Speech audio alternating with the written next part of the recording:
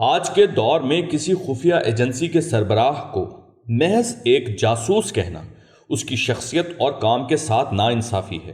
پوری دنیا میں اس وقت طاقت، قوت، معیشت اور غلبے کی جو بساط بچھی ہوئی ہے، اس کے پیچھے عالمی قوتوں کے خفیہ ادارے ہی متحرک ہیں۔ یہ تمام ادارے اپنی ایک آئیڈیالوجی رکھتے ہیں اور ہر ادارے کا سربراہ ایک نظریاتی شخص ہوتا ہے۔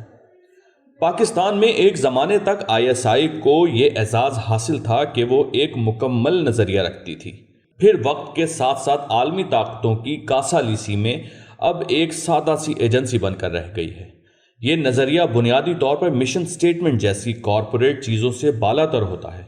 عمومی طور پر کسی ملک کی خفیہ ایجنسی کے سربراہ کو چیف سپائی ماسٹر یعنی جاسوسوں کا نگران یا سب سے بڑا جاسوس کہا جاتا ہے، لیکن یہ لقب بھی اس کی موجودہ دور میں تمام تر ذمہ داریوں اور کردار کا احاطہ نہیں کرتا۔ جس شخص کو میں نے ایک نظریاتی جاسوس کہا ہے وہ بھارتی خفیہ ایجنسی را کا سابق سربراہ وکرم سود ہے۔ اس کی تازہ ترین کتاب ایسی ہے کہ جسے دنیا کے ہر بڑے قومی ادارے خصوصاً خفیہ اداروں کے نصاب میں شامل ہونا چاہیے۔ کتاب کا نام ہے حتمی منزل مقصود۔ خطے میں جنرل حمید گل کے بعد یہ دوسرا متاثر کن جاسوس ہے جسے حالات و واقعات، تاریخ، نظریہ اور جدید و قدیم علوم پر دسترس حاصل ہے۔ کتاب اس قدر محصور کن ہے کہ آپ اسے پڑھنا شروع کر دیں تو اس کا سحر آپ کو آخر تک لے جائے گا اور آپ انہماک سے پڑھتے چلے جائیں گے۔ بھارتی خفیہ ایجنسی را کا یہ سربراہ آپ کو اس لیے بھی مزید حیران کرتا ہے کہ وہ ایک سابق فوجی نہیں ہے، بلکہ اس کا زندگی بھر فوج سے کبھی بھی کوئی تعلق نہیں رہا۔ وکرم سود بھارت کی سول سروس کی سب سے غیر اہم پوسٹل سروس سے تعلق رکھتا تھا۔ اپنی افتاد تباہ اور میلان کی وجہ سے اس نے 1966 میں را میں ڈپٹیشن حاصل کر لی۔ اس کے بقول وہ ایک ایسی شخصیت سے بہت متاثر ہوا جو انڈین ایڈمنسٹریٹو سروس سے بھارتی خفیہ ایجنسی میں آیا تھا۔ یہ شخص برہمن تھا جو را کے بانیوں میں سے ایک ہے۔ وکرم سود واحد شخص ہے جس کا نہ فوج میں کسی قسم کا کوئی تجربہ تھا اور نہ ہی اس کی پولیس یا بارڈر سیکیورٹی فورس میں کبھی نوکری تھی۔ وہ صرف اور صرف اپنی قابلیت کی بنیاد پر را کا چیف بنا تھا۔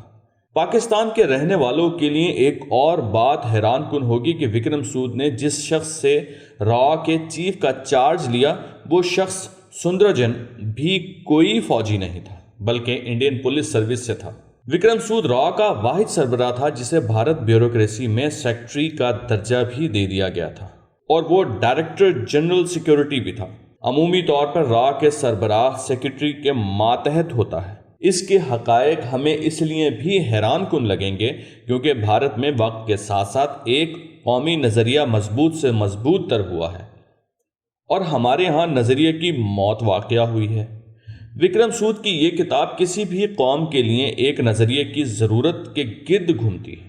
وہ کہتا ہے کسی بھی قوم کی ترقی کے لیے معاشی قوت اور فوجی طاقت کے ساتھ ایک جاندار نظریے کی بہت ضرورت ہوتی ہے۔ وہ اسے بیانیہ نیریٹو کہتا ہے۔ اس کے نزدیک آج کی دنیا میں بیانیہ صرف اور صرف طاقتور کا ہوتا ہے جسے وہ پوری قوت کے ساتھ دنیا بھر میں نافذ کرتا ہے۔ اس کا مقابلہ کرنا ہے تو قومیں معاشی قوت یا فوجی طاقت سے نہیں بلکہ بیانیے کی بنیاد پر سرخرو ہو سکتی ہیں۔ کوئی بھی قوم جس کا اپنا کوئی نظریہ یا بیانیہ نہ ہو وہ اپنی تمام تر صلاحیتوں اور معیشت کے باوجود کبھی کامیاب نہیں ہو سکتی۔ یہ کتاب جدید عالمی منظرنامے کی ایک ایسی مکمل تصویر ہے جس میں مصنف نے جدید مغربی تہذیب کے منہ سے نقاب نوچ ڈالا ہے۔ وہ لکھتا ہے کہ جنگ عظیم دوم کے بعد امریکہ، برطانیہ اور دیگر قوتوں نے اپنے لیے ایک طاقتور میڈیا تخلیق کیا۔ اس کے بعد میڈیا کے ذریعے یہ تصور عام کر دیا گیا کہ جنگ عظیم دوم میں برطانیہ اور اتحادیوں نے تو ایک پرندے کو بھی گولی نہیں ماری تھی، تمام 10 کروڑ انسانوں کا قاتل صرف اور صرف ہٹلر تھا۔ ہیروشیما اور ناگاساکی پر بھی انسانیت کو مزید ظلم سے بچانے کے لیے پھینکے گئے تھے۔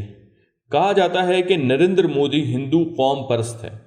تو کیا اسے کرسچن قوم پرست ہونا چاہیے؟ ہمارے بچپن میں BBC کی ڈاکیومنٹری آئی تھی جن میں گائے کو دم گھماتے دکھایا جاتا تھا اور پھر خاص انداز میں تمسخر کے ساتھ کہا جاتا تھا کہ دیکھو ہندو اس کی پوجا کرتے ہیں۔ ہمیں ایسی قوم بنا کر پیش کیا جاتا رہا جو سانپ کے آگے بین بجانے والے اور ریچھ بندر نچانے والی ہے۔ بیانیہ جیتنے والی قوم تخلیق کرتی ہے۔ اگر ہٹلر جیت جاتا تو آج اس کا بیانیہ پوری دنیا کا بیانیہ ہوتا۔ جنگ عظیم دوم سے لے کر سوویت یونین کے خاتمے تک امریکی اور مغربی طاقتیں سرد جنگ لڑتی رہی ہیں۔ اس دوران یہ انسانی حقوق کا نام تک نہیں لیتی تھی۔ اس وقت تو وہ صرف دنیا میں جمہوریت نافذ کرنا چاہتی تھی۔ کس قدر حیرت انگیز بات ہے کہ سرد جنگ کے دوران دنیا کے 65 ممالک کے ڈکٹیٹر امریکہ کے ساتھ مل کر دنیا میں جمہوریت نافذ کر رہے تھے۔ بھارت کے پاس اگر فوج ہے تو ہماری فوج میں مشرقی، مغربی یا جنوبی کمانڈ ہوتی ہے۔ ہمارے جرنیلوں کی پوسٹنگ ملک کے اندر ہوتی ہے، لیکن امریکہ اپنی فوج کی کمانڈ اپنے ملک کے باہر رکھتا ہے۔ یہ یورپین کمانڈ ہے، یہ انڈو پیسیفک ہے، یہ مڈل ایسٹ ہے، فار ایسٹ ہے۔ جیسے ہم اپنے ملک کے مختلف حصوں میں افواج رکھتے ہیں، ویسے ہی امریکہ، برطانیہ، روس، چین اور فرانس پوری دنیا کے مختلف حصوں میں افواج رکھتے ہیں۔ ہمارے کور کمانڈر اپنے ملک میں ہوتے ہیں، ان کے کور کمانڈر دنیا میں پھیلے ہوتے ہیں۔ امریکہ میں ایک بڑا تھنک ٹینک ہے، کونسل آف فارن ریلیشنز۔ یہ 1918 سے قائم ہے اور اس میں امریکہ کے تمام صدور ممبر ہیں۔ اسے ایک قسم کا دوسرا دفتر خارجہ کہتے ہیں۔ یہ امریکہ کا بیانیہ بناتا ہے، کہانی گھڑتا ہے اور پھر اس کہانی اور بیانیے کے ذریعے پوری دنیا میں حکومت کرتا ہے۔ صرف ایک ملک عراق میں آزاد اندازے کے مطابق امریکی افواج نے 20 لاکھ انسانوں کا خون بہایا ہے، جبکہ امریکہ کے ادارے جان ہاپکنز کے نزدیک 14 لاکھ لوگوں کا قتل ہوا۔ کیا دنیا کا کوئی غریب ملک صرف 14,000 لوگ بھی اس طرح قتل کر کے دنیا کے نقشے پر قائم رہ سکتا تھا؟ جس ملک نے بھی قتل کرنے ہیں تو اسے بڑی طاقتوں کی مرضی سے کرنا ہوں گے۔ وکرم کہتا ہے کہ یاد رکھو، دنیا میں جمہوریت صرف اپنے ملک کے اندر ہوتی ہے، اور وہ بھی جتنی اس کی ضرورت ہو۔